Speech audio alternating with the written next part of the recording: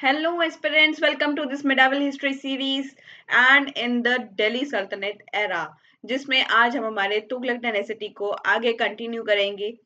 तो अभी जो है हमारा सबसे बड़ा पॉइंट जो डिस्कशन का होने वाला है वो है मोहम्मद बिन तुगलक का। एंड उससे पहले मैं आपसे पूछना चाहूंगी कि आप अपने ट्रॉमा से अभी बाहर आ चुके हैं या नहीं। क्या आपको और मोटिवेशन की ज़रूरत है? देखिए चीज़ें जो हैं वो बदलती रहती हैं। क्वेश्चन पेपर जो था वो मैंने भी देखा है, वो भी हम डिस्कस करेंगे। If you people say then I will discuss the question paper of UPSC 2026 prelims exam, ताकि आपको भी क्लैरिटी मिले कि क्वेश्चंस का फॉर्मेट जो था वो चेंज हुआ था, फॉर्मेट चेंज हुआ था, क्वेश्चन के पूछने का अंदाज बदला था। क्वेश्चन को जब हम देखते हैं तब उसने डीप एनालिसिस के साथ एक हमसे जो है क्वेश्चंस पूछने की कोशिश की है। तो डीप एनालिटिकल थिंकिंग आपके पास होना चाहिए। वही क्वेश्चंस की डिमांड थी, ज्यादा नहीं था। आपको जो है कुछ डिमांड जो उसने की है वो आपसे और डिटेलिंग की है। तो डिमांड उसकी समझिए, आपको उसकी जो है सोच को समझना होगा, एग्जामिनर की थिंकिंग को समझना होगा कि यूपीएससी है ऐसे क्वेश्चंस जो है वो पूछेगा।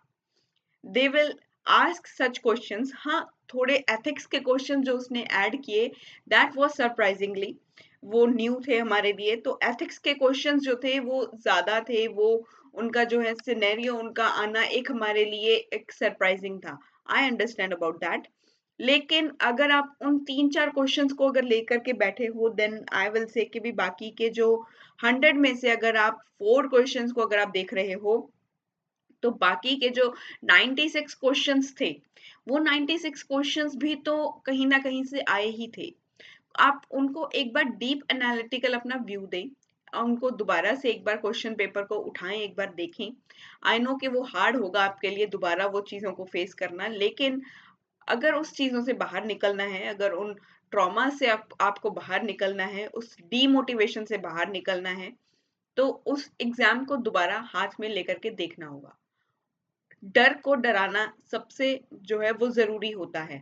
तो अभी आई विल नॉट से कि आप माउंटेन ड्यू पीजिए, क्योंकि that is very sugary drink, वो शुगर का से जो है एकदम भरा हुआ एक ड्रिंक है। I will not recommend you people के भी वो पी करके आप देखिए, और या कुछ इस तरह की चीजें और करें, गलत स्टेप ना उठाएं। एक तो सबसे बड़ी बात तो यही है, एक बैक ऑफ ना करें, क्योंकि बैक ऑफ जो है आपका जो है अंदाज नहीं है। यूपीएससी को अगर आपने क्लियर करना है, you have made your mind, you have make your mind set up like that I have to clear this exam, then you will definitely clear, no matter कि भी कितना टफ आ रहा है एग्जाम।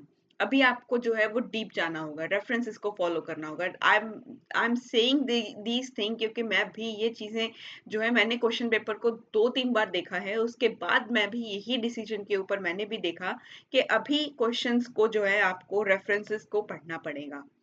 आप हिस्ट्री के लिए कोई भी रेफरेंस फॉलो कर सकते हो, either the R S Sharma. बहुत सारे क्वेश्चंस मैंने देखे वो आर एस शर्मा से भी सॉल्व हो रहे थे, वो पूनम दलाल से भी सॉल्व हो रहे थे, वो उपेंद्र सिंह की किताब से भी सॉल्व हो रहे थे। आई नो उपेंद्र सिंह बहुत बल्कि है, जो ऑप्शनल के स्टूडेंट्स हैं मैं उनको रिकमेंड करूंगी कि आप यही बुक फॉलो करें। आप इस बुक को अच्छे से रीड आउट करें, बल्कि बुक है, टाइम लगेगा, it's time taking, but if you will read it regularly then you can solve each and everything, and you will be surprised by reading that book के भी इतनी सारी चीजें हैं उस बुक के अंदर, इतना अच्छा उसमें दिया हुआ है content. I really love reading that book, मुझे वो बुक पढ़नी बहुत अच्छी लगती है। एक तो सबसे बड़ी बात कि भी उसमें डिटेलिंग आपको अच्छे से मिल रही है, आपको डिटेलिंग अच्छे से मिल रही है। अगर आप 20 में से अगर आपको 2 क्वेश्चन आप छोड़ रहे हो या 3-4 क्वेश्चन भी छोड़ कर आ जाते हो, तो भी no matter at all. History के 20 क्वेश्चंस थे, अगर आप उसमें से 20 क्वेश्चंस में से अगर आप एक आध क्वेश्चन भी छोड़ करके आ रहे हैं या 3-4 क्वेश्चंस भी छोड़ करके जा रहे हैं, then there is not a big deal. बाकी के क्वेश्चंस आप 100% अगर करके आएंगे, then you can definitely hit your target of 2026। आप अपना टारगेट हिट कर सकते थे, आराम से जो है क्वेश्चंस हो सकते थे अगर आप थोड़ा ध्यान से उनको देखें। वी विल ट्राई टू जो है एक ऐसा भी हम आपको जो है प्रोवाइड करूंगी मैं, जो एक वीडियो होगा जिसमें आपको क्वेश्चंस के बारे में मैं आपको बताऊंगी कि कैसे क्वेश्चंस आए थे और डिमांड क्या थी क्वेश्चंस की। तो वो क्वेश्चंस की डिमांड जो थी वो भी हम डिस्कस करेंगे। एक दिन का जो है वीडियो मैं आपके लिए लेकर के आऊंगी, उसमें आपको क्वेश्चंस ही बताए जाएंगे जो यूपीएससी 2026 के एग्जाम के अंदर आए थे। देन अभी जो है आई होप कि अभी आपने अपने आप को जो है संभाल लिया होगा, एंड संभालना ही होगा आगे की प्रिपरेशन के लिए। इतना अब हम जो है ट्रॉमाटाइज नहीं रह सकते।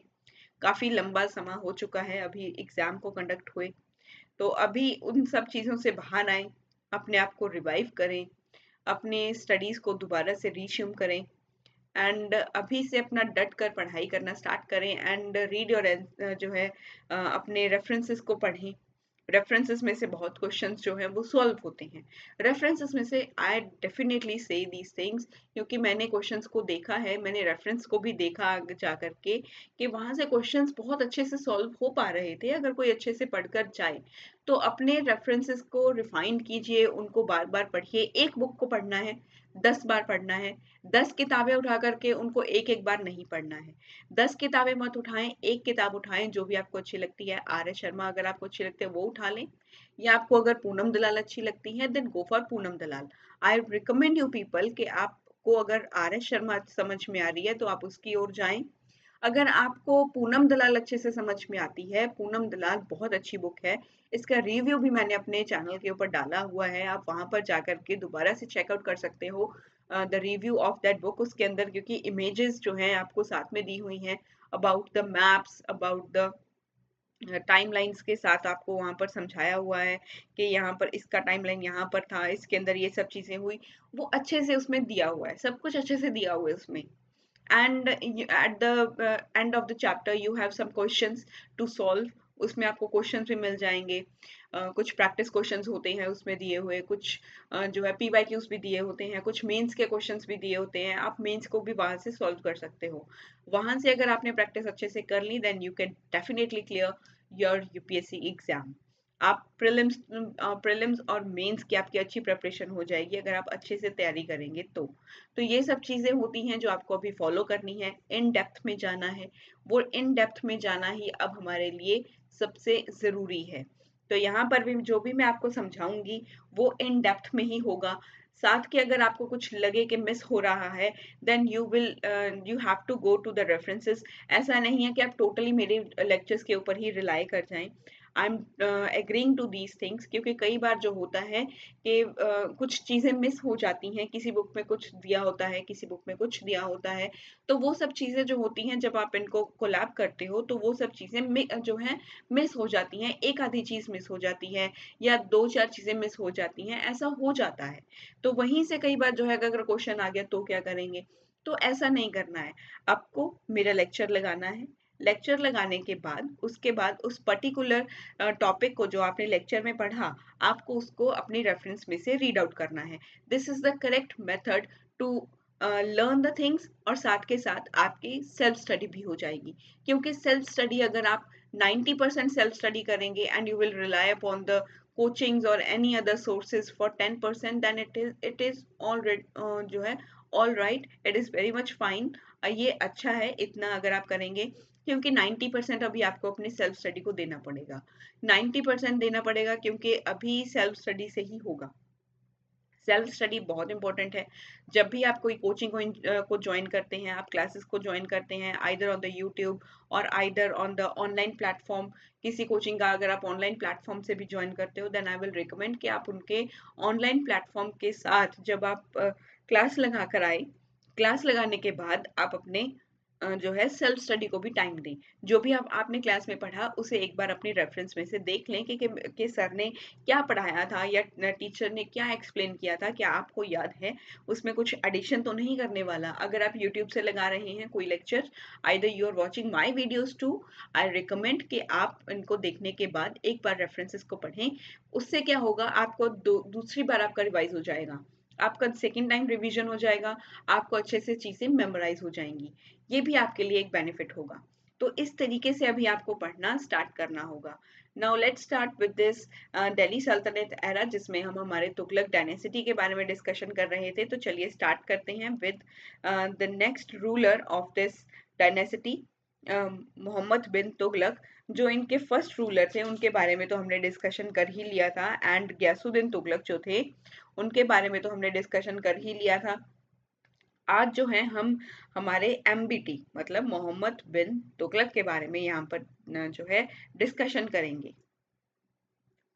एक इनके बारे में एक इंटरेस्टिंग फैक्ट बताऊं, ये बहुत बहुत ही ज्यादा ये एक लिटरेट इंसान थे, पढ़े लिखे इंसान थे। जैसे हमने देखा कि अलाउद्दीन खलजी जो थे वो एकदम से क्या थे, इलिटरेट थे। वो अंगूठा छाप इंसान है, लेकिन एडमिनिस्ट्रेशन बहुत कमाल का दे करके गया है। ये बहुत पढ़े लिखे इंसान है और एडमिनिस्ट्रेशन उतना ही घटिया है, एकदम से बेकार है। टूट गया मैं तो ये पढ़ के, ये वही बात हो गई यहाँ पे। तो भी क्या ही पढ़ लिया है, क्या ही देख लिया है, इनका एडमिनिस्ट्रेशन इतना गंदा एडमिनिस्ट्रेशन।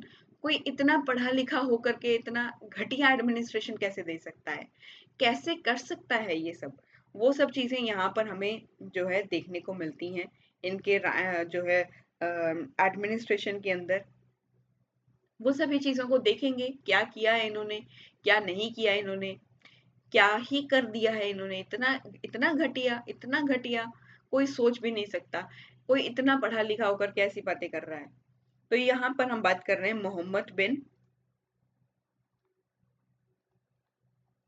तुगलक के बारे में। इससे तो अच्छा था कि ये पढ़ाई ही ना करते और अलाउद्दीन खलजी की तरह अनपढ़ रह जाते, तब शायद इनका एडमिनिस्ट्रेशन अच्छा हो जाता। जितना एडमिनिस्ट्रेशन अच्छा अलाउद्दीन खलजी का था, उतना ही बेकार एडमिनिस्ट्रेशन होगा, इतना घटिया एडमिनिस्ट्रेशन होगा मोहम्मद बिन तुगलक का। इन्हें जो है वो जॉन खान भी कहा जाता है। जॉन खान भी इनका जो है नाम यहाँ पर हमने देखा था, लेकिन we will only write Muhammad bin Tughlaq. इनका टाइमलाइन देख लेते हैं। टाइमलाइन है 325 CE से लेकर के 1325। I will it's my bad कि मैंने गलत यहाँ पे रीड कर दिया। इट्स 1325 CE से लेकर के 1351 CE तक गलती हो जाती है। मैं भी आप ही की तरह एक इंसान हूँ। I am not an AI। मैं AI नहीं हूँ, आर्टिफिशियल इंटेलिजेंस नहीं हूँ। मैं भी आप ही की तरह एक इंसान हूँ। आप ही की तरह मैं सांस लेती हूँ, आप ही की तरह मैं सोचती हूँ, आप ही की तरह मैं बोलती हूँ। तो इसी वजह से मैं भी एक ह्यूमन बीइंग हूँ, और ह्यूमन बीइंग तो एरर्स का भरा हुआ एक जो है एक बॉडी होती है which is filled with all the flaws. इसके अंदर कमियां हो सकती हैं, कमियां तो इसके अंदर ढेर सारी होती हैं, एरर्स तो इसके अंदर ढेर सारे होते हैं। ह्यूमन बीइंग्स का नेचर है एरर करना। गलती करेगा तभी तो सीखेगा, अगर गलती ही नहीं करेगा तब कैसे सीखेगा। फेलियर ही सिखाता है और फेलियर ही IAS बनाता है, ये बात भी आप ध्यान में रखिएगा। ये एक मोटिवेशन टिप था आप लोगों के लिए, क्योंकि जिस तरीके से आप डीमोटिवेट अभी हो चुके हो, आई थॉट के भी आपको अभी मोटिवेशन की सबसे ज्यादा जरूरत है। मोटिवेशन आप लोगों के लिए एक जो है मेडिसिन की तरह वर्क करेगा। Nobody is gonna motivate you people. आपको भी मोटिवेट शायद ही कोई कर पाए। आई नो आपको भी जज ही कर रहे होंगे, either your parents, either your friends, your relatives, वो भी आपको भी जज कर रहे होंगे कि भी इतने साल किया ही क्या, एक साल तुमने स्टडी किया, तुमने किया ही क्या, तुम फेल होते जा रहे हो, आपको फेलियर का सामना करना पड़ रहा है। होता है ये सब कुछ, सभी बोलते हैं। लेकिन जब तुम IAS बन जाओगे ना, तब यही लोग होंगे, तब आ करके मीडिया के सामने यही सब चीजें बोलेंगे, हमें तो पता ही था ये कर ही लेगा, ये तो कर ही लेगा, इसने तो कर ही लेना था, ये तो कर ही लेगी। ये सभी बोलेंगे आकर के। फिर सभी यही बात बोलेंगे, हमें तो पता ही था ये कर लेगा, या इससे हो ही जाना था। कभी ना कभी तो हमें उम्मीद थी कि इसका IAS निकलेगा ही। इसके अंदर हमें वो IAS वाला ना इंसान दिखाई देता होता था, इसकी डेडिकेशन बहुत ज्यादा थी। वो आकर के आपको बोलेंगे। आइदर योर पेरेंट्स विल, ये चीजें आपके पेरेंट्स भी कहेंगे कि हमने तो बहुत कुछ किया, हमने ऐसा किया, हमने वैसा किया।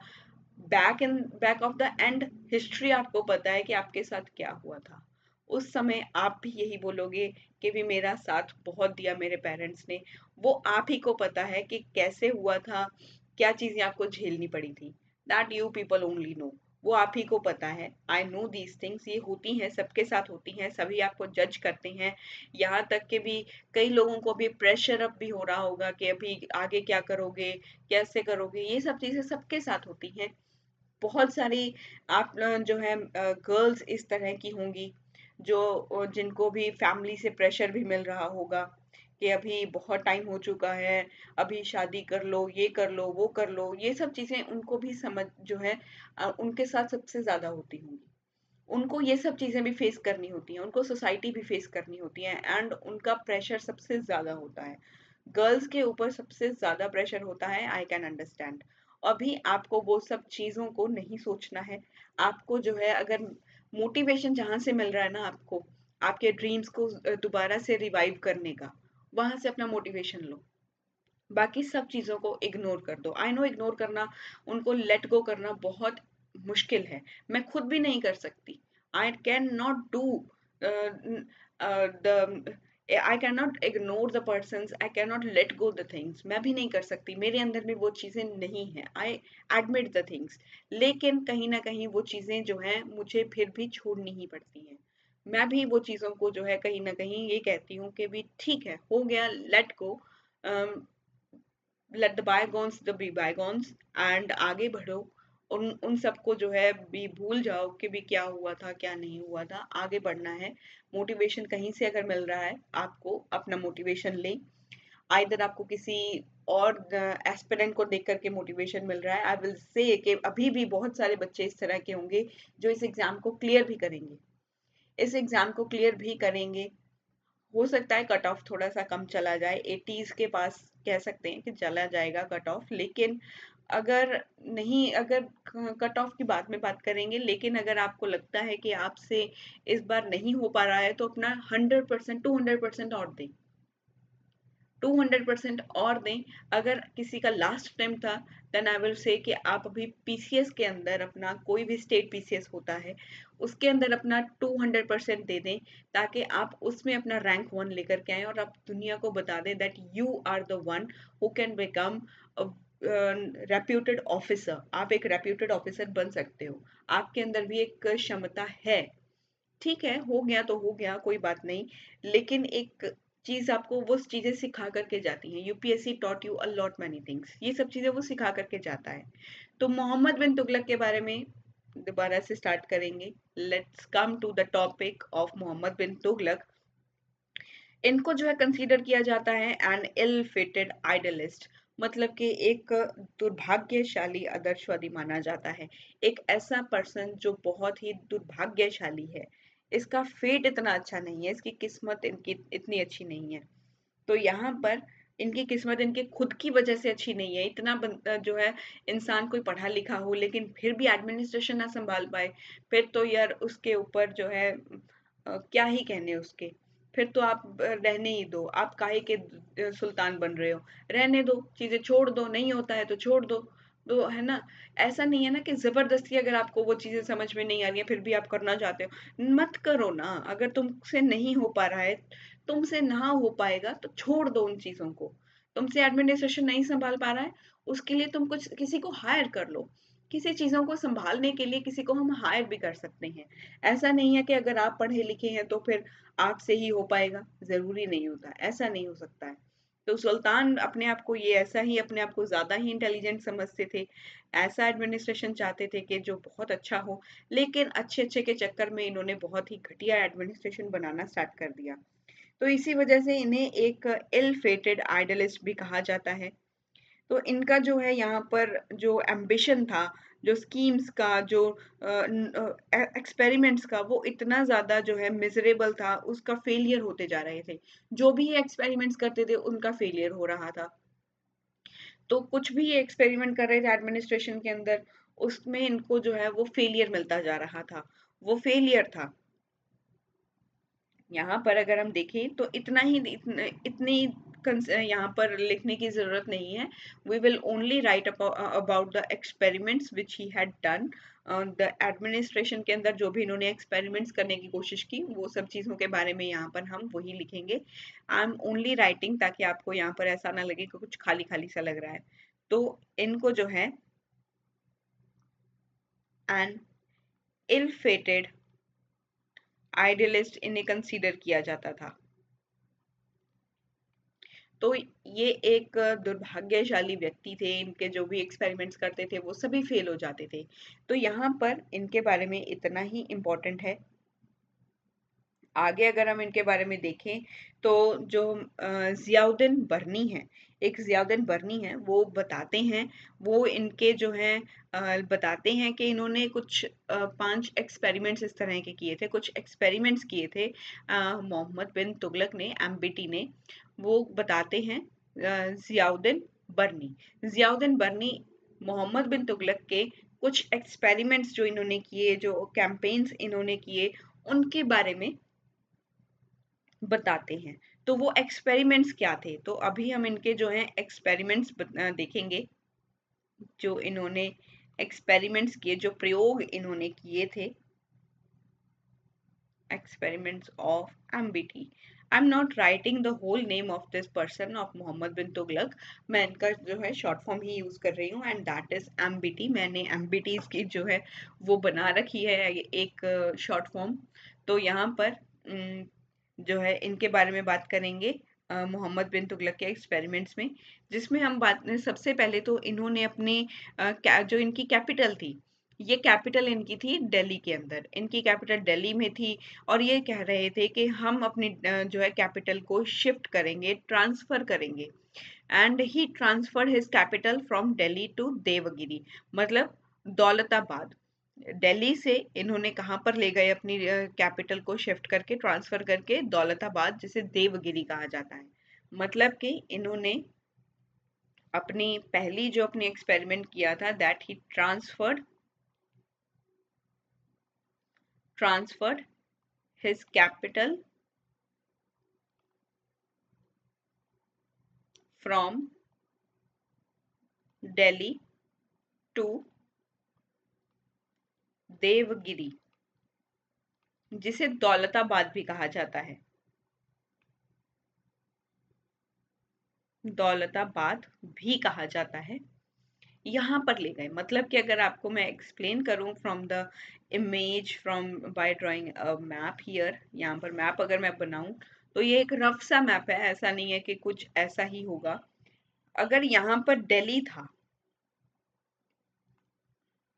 दिल्ली से ये यहाँ पर देवगिरी में आ गए, ये यहाँ से यहाँ आ गए, और ये अकेले नहीं आए थे। ऐसा नहीं है कि ये अकेले आ गए थे कि भी मैं यहाँ पर जाऊंगा, मैं राजा हूँ तो मैं सुल्तान हूँ, मैं यहाँ पर जाकर के जो है वो राज करूंगा, अब मैं यहाँ से अपना जो है कैपिटल चलाऊंगा, मैं अब यहाँ पर अपनी कैपिटल को रखूंगा, तो मैं अकेला ही जा रहा हूँ। ऐसा नहीं है कि ये अकेले गए थे, अकेले नहीं गए थे। He asked whole of the people residing in his kingdom, जो भी इनके कैपिटल के अंदर जो लोग रह रहे थे, द कॉमन पीपल्स थे, चाहे वो इनके नोबल्स थे, कुछ मर्जी थे, सबको बोला अपना जो है अपने कपड़े जो है आप अपने बांधिए, एक बैग में पैकअप कीजिए, हमें जो है वो दौलताबाद की ओर निकलना है। ये अकेला नहीं गया था, सुल्तान अकेला नहीं था। ही जो है forcibly move the entire population, पूरी पॉपुलेशन को, एकदम से पूरा जो है पॉपुलेशन उठ करके वहां जा रहा है। कितनी बेवकूफी की बात है कि आप अकेले नहीं जा रहे हो, you are asking forcibly to whole of the population residing in your capital। आप अपनी कैपिटल के पूरी की पूरी पॉपुलेशन को बोल रहे हो कि यहाँ पर मत रहें, हम अभी दौलताबाद जा करके हमने देवगिरी जा करके रहेंगे, हम देवगिरी में जा करके रहेंगे।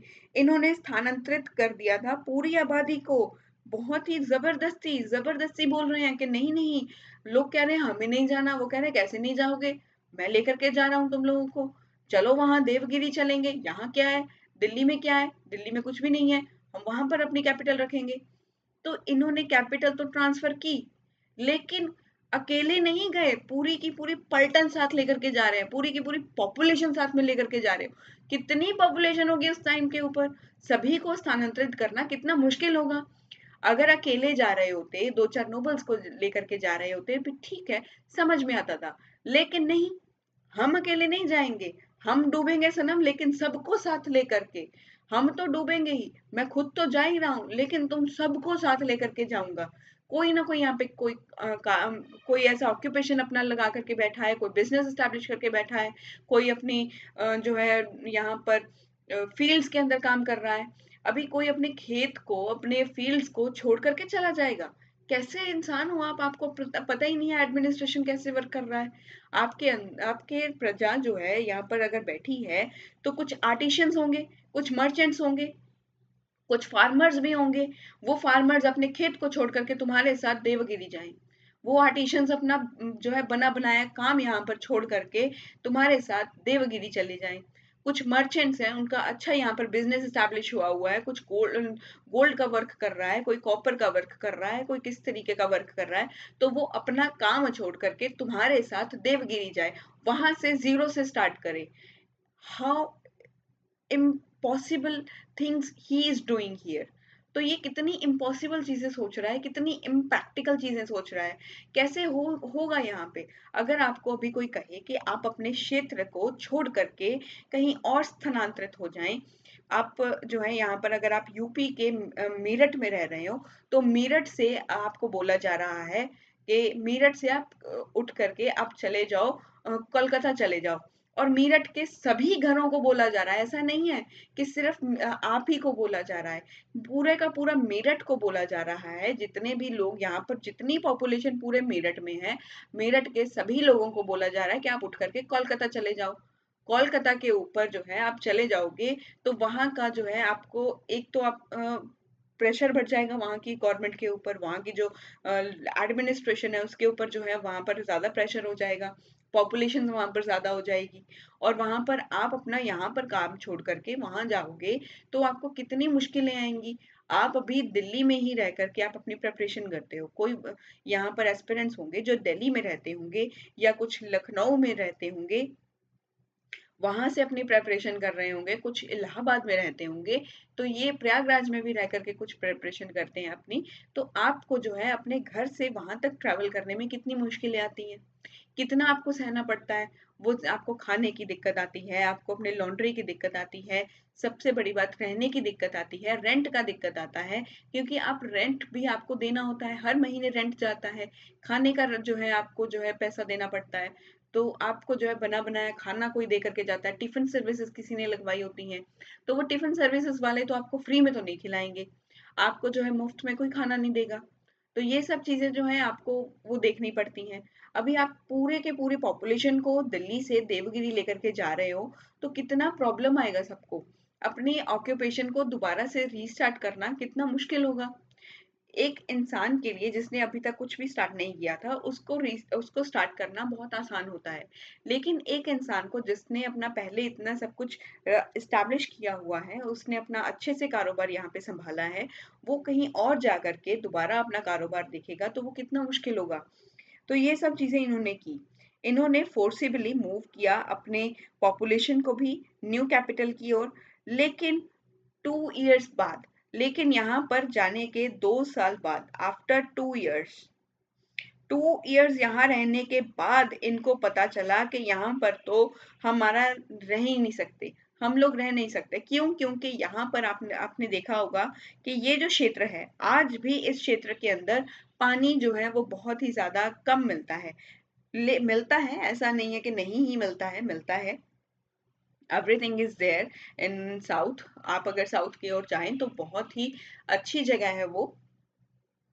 लेकिन उस टाइम के ऊपर यहाँ पर इतना इरिगेशन सिस्टम नहीं था, इरिगेशन की फैसिलिटी नहीं थी। जो भी अगर कोई फार्मर था फार्मर को इरिगेशन की फैसिलिटी नहीं मिल रही थी, लोगों को पानी की दिक्कत आ रही थी, यहाँ पर वाटर की जो सप्लाई थी उसकी दिक्कत आ रही थी दौलताबाद के अंदर। तो ये सब चीजों का इनको यहाँ पर सामना करना पड़ रहा था, बहुत मुश्किल था यहाँ पर सरवाइव करना। लेकिन देवगिरी में 2 साल बाद सरवाइव करने के बाद इनको समझ में आया कि यहाँ पर पानी की सप्लाई कम होने की वजह से, यहाँ पर पानी की दिक्कत होने की वजह से नहीं रहा जा सकता। तो इन्होंने क्या कहा, इन्होंने अपनी जो पॉपुलेशन को यहाँ पर लेकर के आए थे, जो लोगों को यहाँ पर लेकर के आए थे, अपनी पूरी जो है दिल्ली कैपिटल की जो पॉपुलेशन थी, वहां से अपने साथ जितनी भी पॉपुलेशन ये लेकर के आए थे, उन सभी को इन्होंने कहा कि हम दोबारा वापस दिल्ली जाएंगे। तो इन्होंने दोबारा से ऐलान कर दिया कि हम दिल्ली वापस जाएंगे। ये क्या बात हुई? पहले तो आप बोल रहे हो कि हम देवगिरी जाएंगे, अब वहां पर रहा नहीं जा रहा, तो इन्होंने कहा कि दोबारा दिल्ली चलेंगे। अभी ये दोबारा वापस आ रहे हैं। 2 साल बाद यहाँ से दोबारा ये वापस किसकी ओर आ रहे हैं, दिल्ली की ओर।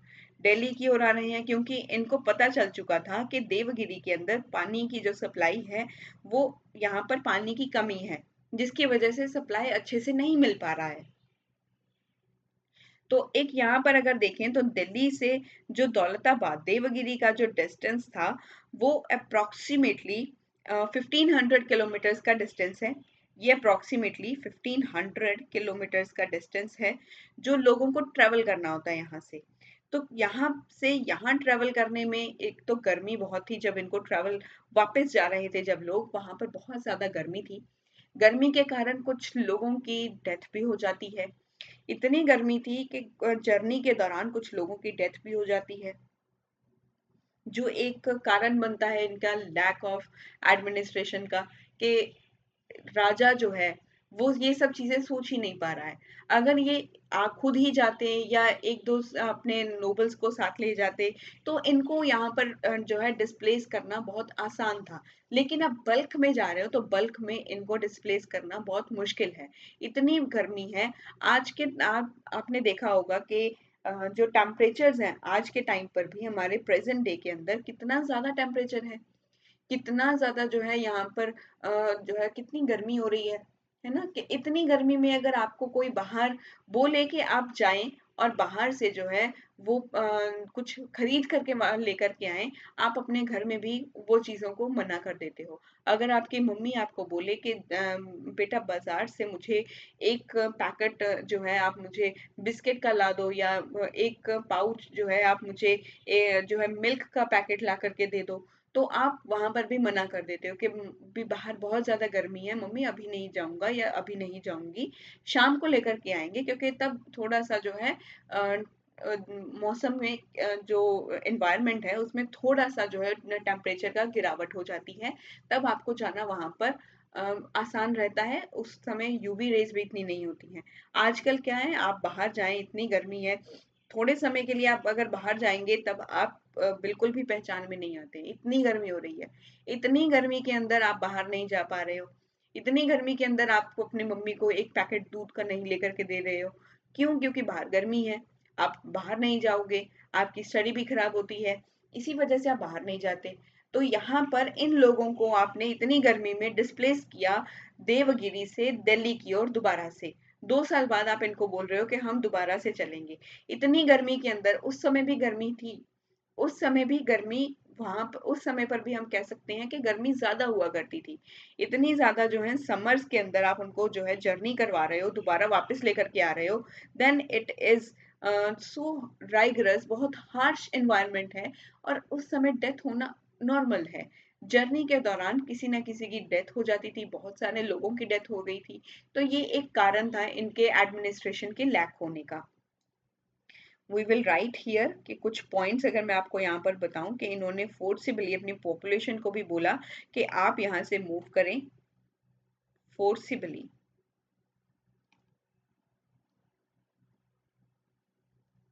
Moved entire population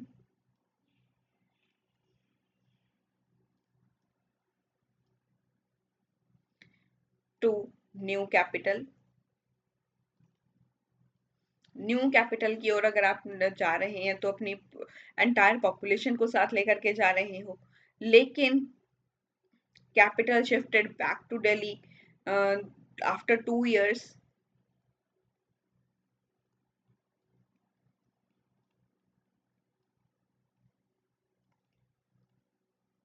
shifted back to Delhi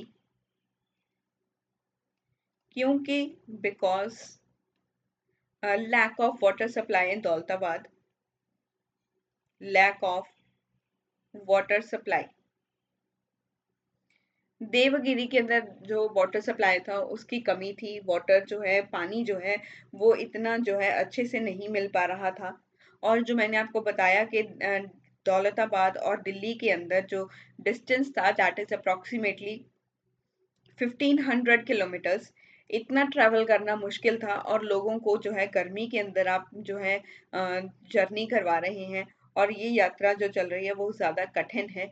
और गर्मी के अंदर तो ट्रैवल करना वैसे ही बहुत मुश्किल होता है। And you have seen the things, क्योंकि आपने इतनी गर्मी के अंदर जो है आप प्रीलिम्स देकर के आए हैं, बहुत ज़्यादा गर्मी थी, आप फिर भी अपना प्रीलिम्स देने गए एंड उस समय आपने एक फाइटर की तरह यहाँ पर फाइट किया। ये एक बहुत बड़ी बात है, क्योंकि इतनी गर्मी के अंदर आप इतने टफ क्वेश्चंस देख रहे हो और उन्हें सॉल्व भी कर रहे हो, तो ये एक बड़ा चैलेंज है। तो यहाँ पर इतना ट्रैवल करना इन लोगों के लिए भी एक बहुत बड़ा चैलेंज था जो इन्होंने फेस किया, और इसमें कई लोगों की डेथ भी हो गई थी। तो ये एक कारण था। पहला कारण जो हमने पहला एक्सपेरिमेंट जो हमने देखा, वो एक्सपेरिमेंट इन्होंने कैपिटल शिफ्ट करने का, कैपिटल को ट्रांसफर करने का किया था।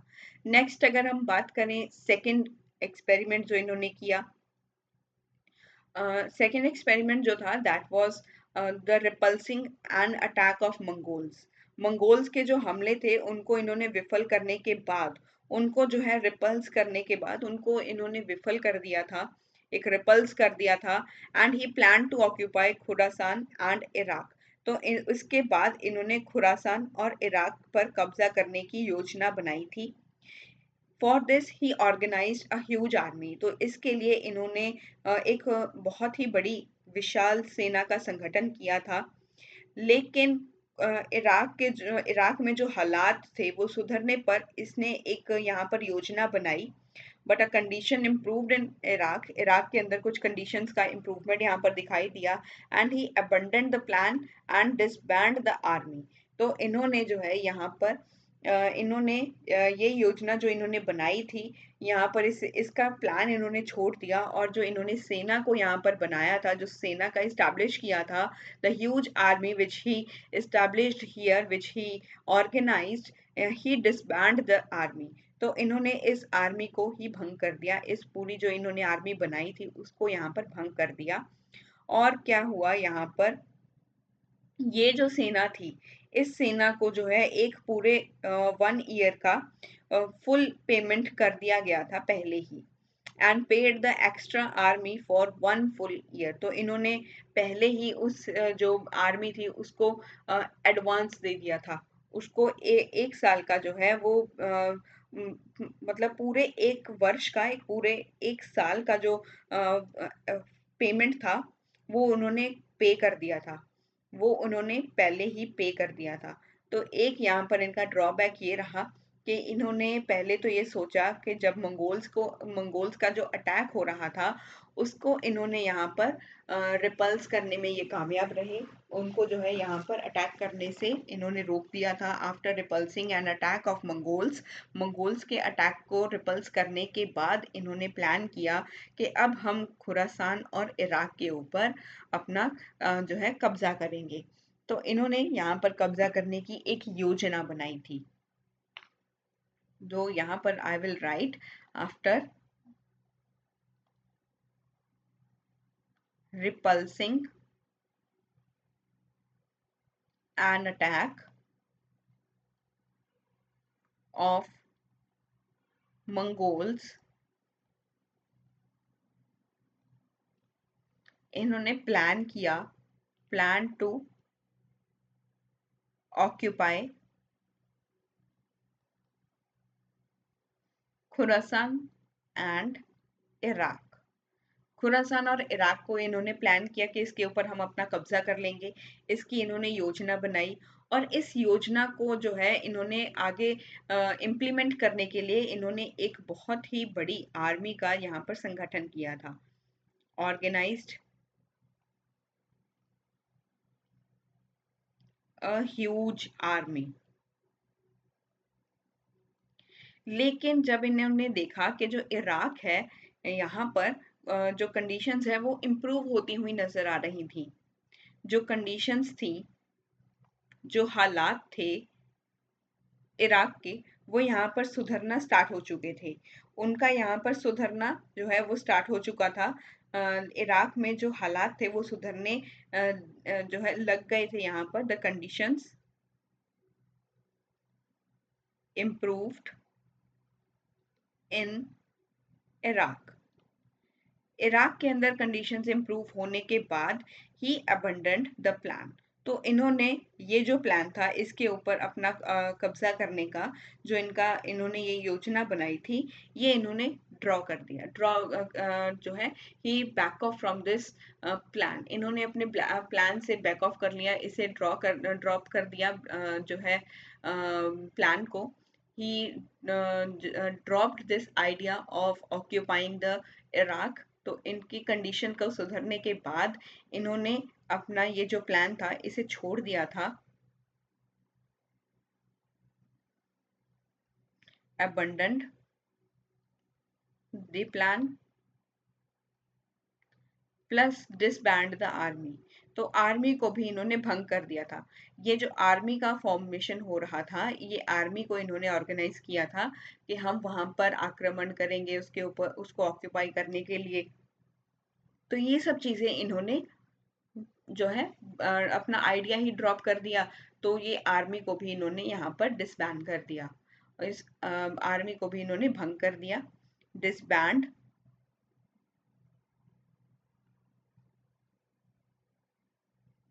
आर्मी।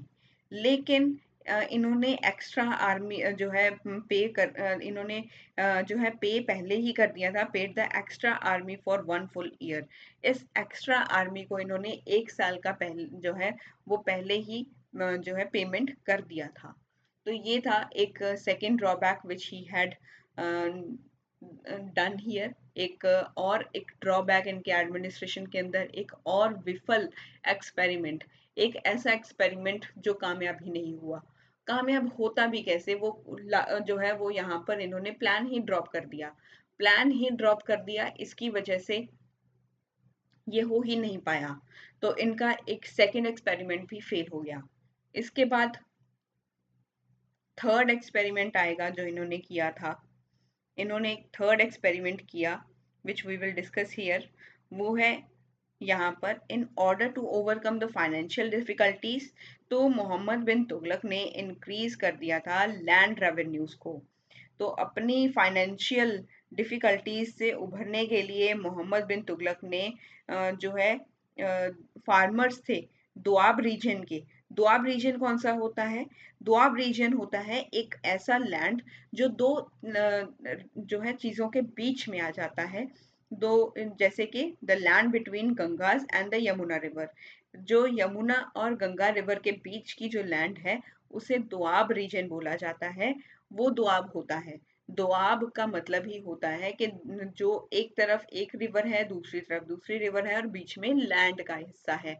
तो लैंड जो है वो सैंडविच है बिटवीन द टू रिवर्स, तो उसके बीच में इसका सैंडविच बना हुआ है, तो उसे दोआब बोला जाता है। तो फार्मर्स जो थे दोआब रीजन के, उनको यहाँ पर जो है इन्होंने कहा कि आपके ऊपर जो लैंड रेवेन्यूज हैं उनको यहाँ पर इंक्रीज किया जाता है।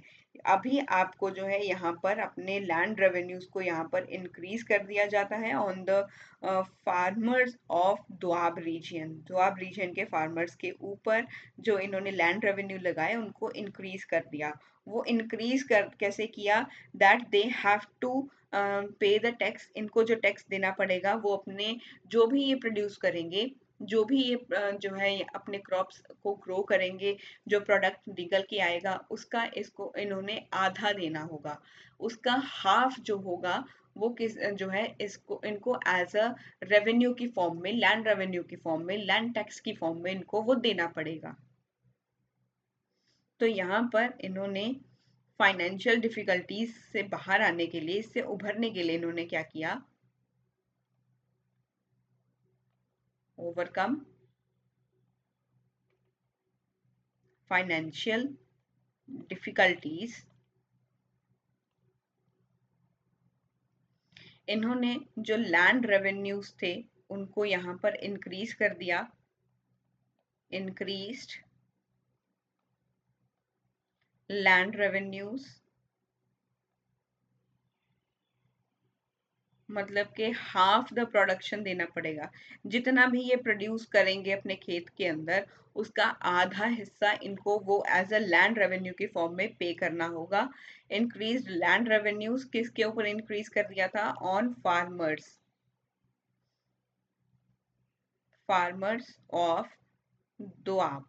जो दोआब के फार्मर्स थे उनका उनसे जो है इन्होंने लैंड रेवेन्यू उनका इंक्रीज कर दिया था।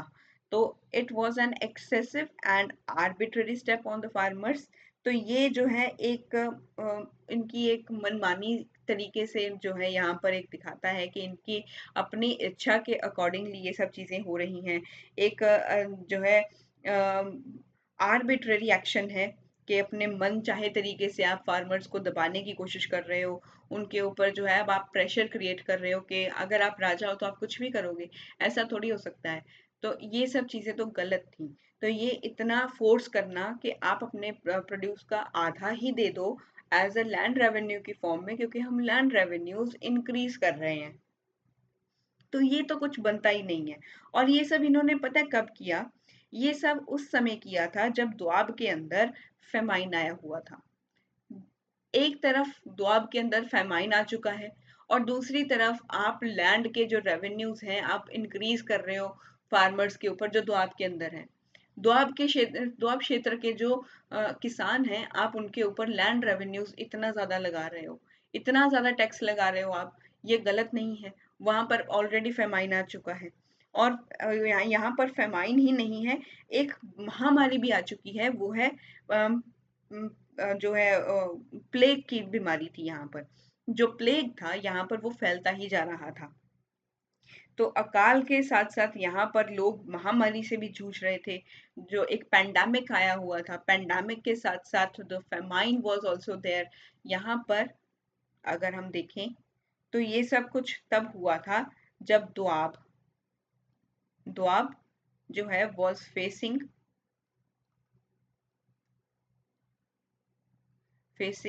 फेमाइन। फेमाइन के साथ साथ फॉलोड बाय पेंडेमिक। यहाँ पर जो पैलेग था और पैलेग एक पेंडेमिक बीमारी थी, वो यहाँ पर फैल चुकी थी। दोआब के क्षेत्र के अंदर जो लोग थे वो फेमाइन से भी परेशान थे और पेंडेमिक से भी परेशान थे। पेंडेमिक से भी परेशान थे, इन सब से तो परेशान थे ही, साथ में मोहम्मद बिन तुगलक का जो बेतुका एकदम से घटिया एक लैंड रेवेन्यू को इंक्रीज करने का आइडिया था, उसके ऊपर भी इनका यहाँ पर डिसीजन एक गलत था। उससे भी लोग परेशान हो रहे थे, उससे भी किसानों को एक परेशानी का सामना करना पड़ रहा था। तो ये एक ड्रॉबैक है इनके खुद की एडमिनिस्ट्रेशन का। कोई ऐसा कैसे कर सकता है? इतना कैसे गिर सकता है कोई इंसान कि कोई जो है आप देख ही नहीं पा रहे हो अपने लोगों को कि भी वो कैसे यहाँ पर अपना सरवाइव करेंगे, फेमाइन से वो कैसे जूझेंगे, कैसे वो पेंडेमिक को हैंडल करेंगे। तो पेंडेमिक तो हम आज के अगर समय पर देखें तो हमने भी एक पेंडेमिक एरा देखा है, कोविड 19। कोविड 19 का जो समय था एक, वो भी हमारे लिए महामारी थी, जो इतनी ज्यादा जो है बहुत ज्यादा डिफिकल्ट थी। पूरा ऑल ओवर द वर्ल्ड, पूरी अर्थ को उसने स्टॉप कर दिया था। द होल अर्थ जो थी वो रोटेट और रिवॉल्व करने के अराउंड वो कुछ नहीं कर रही थी। ट्रेड खत्म हो जो है रुक चुका था, सभी बिजनेसेस जो थे वो रुक चुके थे, बिजनेसेस के ऊपर जो है इतना जो है पाबंदी लग चुकी थी। चीजें किस तरीके से इंपोर्ट एक्सपोर्ट की जा रही थी, that only known by the government, वो गवर्नमेंट को ही पता है। लेकिन उस समय तो जो हमारे प्राइम मिनिस्टर थे उन्होंने बहुत अच्छे से जो है एडमिनिस्ट्रेशन को हैंडल किया, इकोनॉमिक चीजों को उन्होंने हैंडल किया। लोगों के अंदर उन्होंने एक विश्वास बनाया कि हम इस पेंडेमिक से फाइट कर सकते हैं, we can fight this pandemic and we will win this pandemic era. इस पेंडेमिक एरा से भी हम बाहर आएंगे, इसे हम जीतेंगे, we will fight all together. India को यूनाइटेड रहने के लिए बोला और सभी की इन्होंने जो है यहाँ पर एक ह्यूमैनिटी के चलते हुए हर कोई, कुछ गवर्नमेंट भी अपना एफर्ट्स डाल रही थी, एनजीओ भी अपना एफर्ट डाल रहे थे लोगों की हेल्प करने के अंदर। लोगों की हेल्प करने के अंदर सबने कंट्रीब्यूशन किया। ऑल दो चीजें गलत भी चल रही थी साइड बाय साइड, उनका भी चलना जरूरी होता है। अगर एक अच्छी चीज हो रही है तो साथ में एक बुरी चीज भी होकर रहेगी। तो ये तो एक पहलू होते हैं, एक सिक्के के दो पहलू हैं, तो ऐसा होना ही है, ऑब्वियस सी बात है। वो भी यहाँ पर हो रहा था। तो ये कुछ हमने एक्सपेरिमेंट्स को देखा, the 3 experiments which we have seen. ये भी एक गलत था जो इन्होंने द्वाब के क्षेत्र में लोगों के साथ किया। फोर्थ जो था, फोर्थ एक एक्सपेरिमेंट इन्होंने किया, एक टोकन करेंसी यूज करने का। इन्होंने एक टोकन करेंसी का आइडिया ये लेकर के आए, जिसमें ये कॉपर के कॉइन्स जो है वो यूज कर रहे थे, यूजिंग कॉपर कॉइन्स। ये जो मॉडल इन्होंने यूज किया था वो चाइनीज जो है मॉडल से इनका बेस बनाकर इन्होंने यूज किया था, model on the basis of Chinese example. तो चाइना के अंदर एक कुबलई खान थे, वो वहां पर रूल कर रहे थे। उन्होंने इशू की थी वहां पर पेपर मनी, जैसे आज आप लोग पेपर मनी यूज कर रहे हैं ना। आपने देखा होगा कि आपके पास 500 के नोट हैं, 100 के हैं, 200 के नोट होते हैं। ये सब चीजें आपने नोट वाली करेंसी देखी ही है, जिसे हम नोट वाली करेंसी कहते हैं, इसे पेपर मनी करेंसी कहा जाता है। तो पेपर मनी जो थी वो चाइना के अंदर प्रेवलेंट थी, वो इन्होंने इशू की हुई थी कुबलई खान ने, जिससे मोहम्मद बिन तुगलक भी बहुत ज़्यादा प्रभावित हुए। उन्होंने भी कहा कि हम भी जो है एक आइडिया लेकर के आएंगे टोकन करेंसी का। तो तुगलक ने यहाँ पर इशू किए कुछ कॉपर कॉइन्स, कुछ इन्होंने जो है कॉपर के कॉइन्स इन्होंने यहाँ पर जो है स्टार्ट किए थे, इन्होंने इशू किए थे। साथ के साथ अगर जो है इन्होंने कुछ यहाँ पर देखा the value of the silver coins के बराबर होगा, इन्होंने कुछ कॉपर कॉइन्स इस तरह के इशू किए जो सिल्वर कॉइन्स के वैल्यू के बराबर होंगी, कि कॉपर का कॉइन हम इशू कर रहे हैं जिसकी वैल्यू सिल्वर कॉइन के बराबर होगी। अगर आपको बोला जाए कि आपका 500 आज 1000 के नोट की फॉर्म में चलेगा, 500 का नोट, या जो है एग्जाम्पल से बात कर रही हूँ, सच में ऐसा नहीं होने वाला है, ना कभी ऐसा हो सकता है। 500 का नोट अभी आपका 1000 रुपीज के अंदर चलेगा। तो ये इन्होंने भी ऐसा ही कहा कि कॉपर का कॉइन की जो वैल्यू होगी वो आपके सिल्वर के कॉइन की वैल्यू के बराबर होगी। तो इन्होंने ऐसा कुछ यहाँ पर इशू किया था। तो इसके बाद अगर हम देखें, then very few people exchanged gold और सिल्वर फॉर कॉपर। तो बहुत कम जो थे लोगों ने गोल्ड या सिल्वर के बदले कॉपर को लिया था। सिल्वर और गोल्ड के बदले बहुत कम लोग थे जिन्होंने कॉपर के कॉइन्स लेना स्टार्ट किया था। And the tokens were easy to forge. तो यहाँ पर इन्होंने जो है इनके और इन सिक्कों को जो है वो जालसाजी आसान था इनका, इनका जो है यहाँ पर इनको फॉर्ज करना बहुत इजी हो चुका था, जिससे भारी नुकसान हुआ था। फॉर्ज करना मतलब कि लोगों ने खुद से बनाने भी स्टार्ट कर दिए थे, जैसे आप खुद से कोई ना कोई कॉइन्स बनाने या खुद से कोई ना कोई नकली नोट बनते हैं ना, जैसे वैसे इन्होंने कुछ नकली के कॉइन्स बनाने लोगों ने स्टार्ट कर दिए थे, कि नकली ही तो है, कॉपर ही तो है, तो कॉपर तो कोई भी इशू कर सकता है। लेकिन कॉपर की वैल्यू आपने सिल्वर के बराबर रखी हुई है, ये थोड़ा ज्यादा हो चुका है। आप कॉपर का कॉइन्स की जो है फॉरेजिंग जो है वो ज्यादा होनी स्टार्ट हो गई थी। उनका जो है यहाँ पर एक हम कह सकते हैं कि एक जालसाजी भी कह सकते हैं इसे, या हम इसे कह सकते हैं कि अगर हम जो है नकली करेंसी बननी स्टार्ट हो गई थी, जैसे आज नकली के नोट बनते हैं, वैसे ही एक नकली करेंसी बननी स्टार्ट हो गई थी, वो लोगों ने करना स्टार्ट कर दिया था। ये से गलत काम करने स्टार्ट हो गए थे, जिससे बहुत ज्यादा नुकसान हुआ था।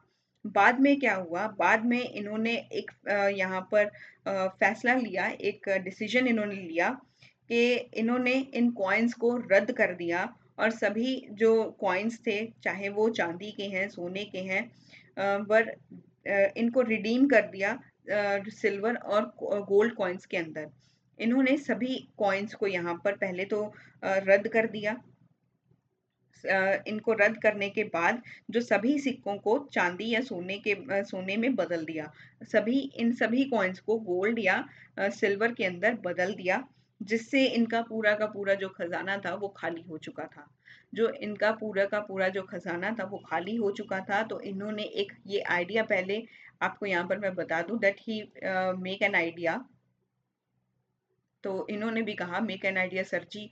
तो इन्होंने एक आइडिया लेकर के आए थे, इन्होंने भी जो है टोकन करेंसी का। टोकन करेंसी के अंदर क्या होता है, ये कॉपर के जो कॉइन्स हैं उनका यूज होता है, यूजिंग कॉपर कॉइन्स। ये टोकन करेंसी का जो कॉन्सेप्ट था उसमें कॉपर कॉइन्स का यूज था। उसमें कॉपर कॉइन्स का यूज था। ये जो मॉडल था ये किसके ऊपर बेसिस था? वो चाइनीज मॉडल के ऊपर बेसिस था। ऑन बेसिस ऑफ जो चाइनीज एग्जाम्पल थी।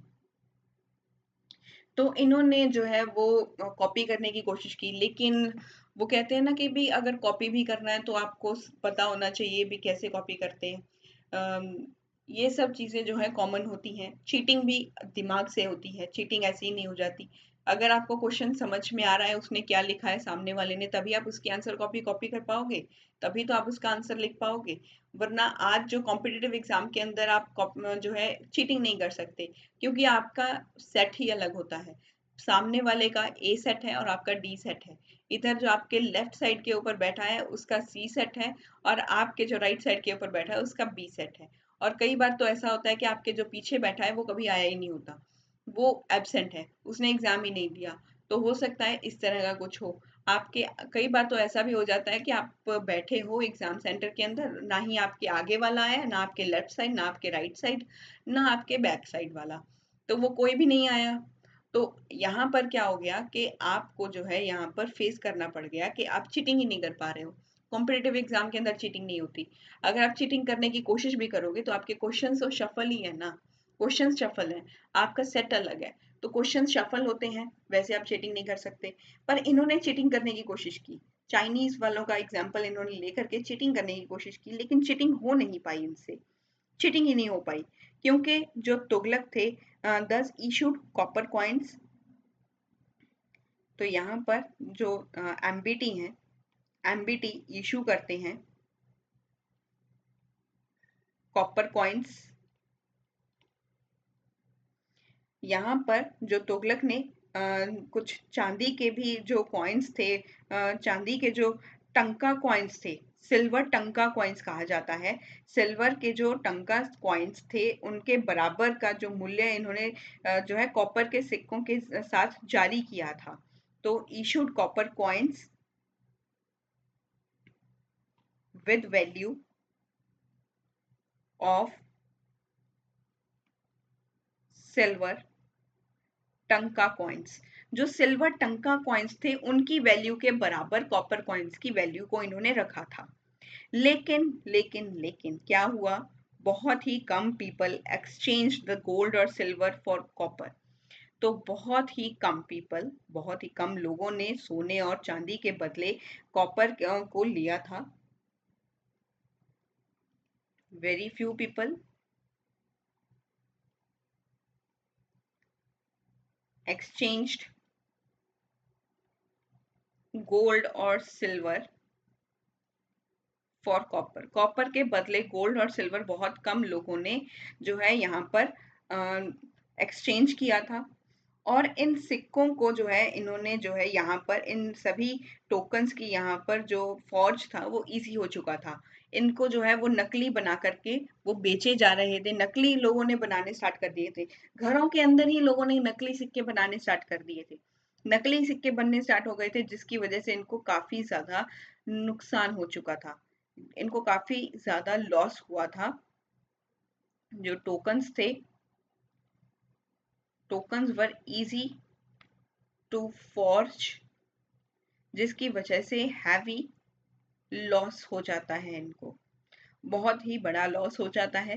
Later on he repealed his verdict, इन्होंने अपना ही फैसला जो है उसे रद्द कर दिया, अपना ही जो फैसला इन्होंने लिया था उसे रद्द कर दिया और सभी कॉइन्स को रिडीम कर दिया इन सिल्वर और गोल्ड के अंदर, and making the treasury empty. और इससे उनका जो खजाना था, उनका जो ट्रेजर था वो खत्म हो चुका था।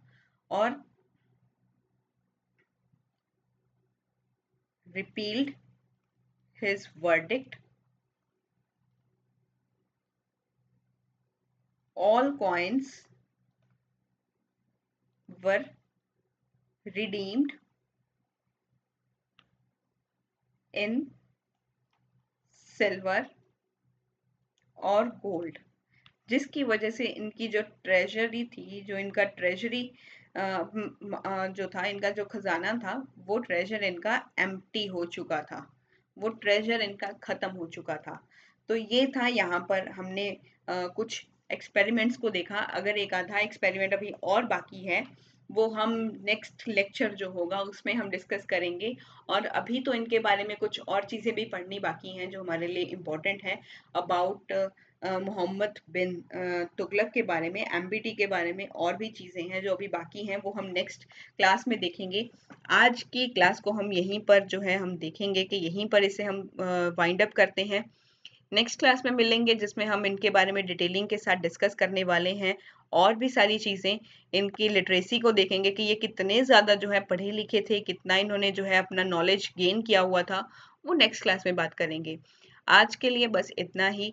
मिलेंगे नेक्स्ट लेक्चर में। Thank you so much and thanks for the love and support which you show towards my channel. और अगर आपको कोई भी दिक्कत आ रही है, आपको अभी कुछ मोटिवेशंस की ज़रूरत है या आपको कभी जो है कुछ आपको एक्सप्लेनेशन की ज़रूरत है उस एग्ज़ाम की जो आप अभी जो दे कर के आए हो, प्रीलिम्स का 2026 का प्रीलिम आप दे कर के आए हो, अगर आपको उसमें कोई दिक्कत आ रही है या आपने अभी तक जितना पढ़ा आपको कुछ स्ट्रेटेजी की ज़रूरत है, तो आप मुझसे जो है डिस्कस कर सकते हो। या आपको इस लेक्चर के प्रति आपको कुछ समझ में नहीं आया, तब भी आप मुझसे जो है कनेक्ट कर सकते हो। I will try to solve each and every problem of yours, ताकि आप अपनी प्रिपरेशन की जर्नी अच्छे से करें और आप अपने टारगेट को अचीव करें। Thank you so much once again. Keep learning and keep motivated.